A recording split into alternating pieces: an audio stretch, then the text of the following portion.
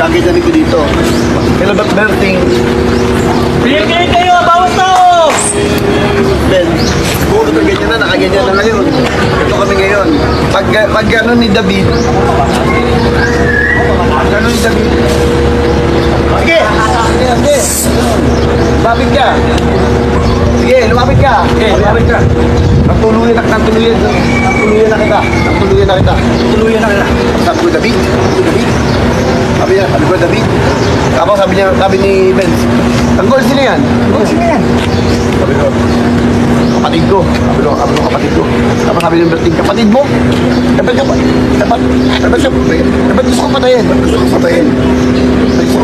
Ba't gusto ko patayin? Yung hayop na yan, ano yung line?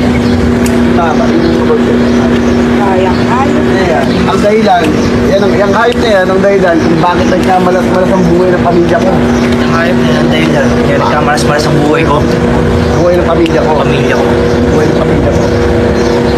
Tapos sabi ko, Dapat ngayon dati din tayo. tapos sabi ko,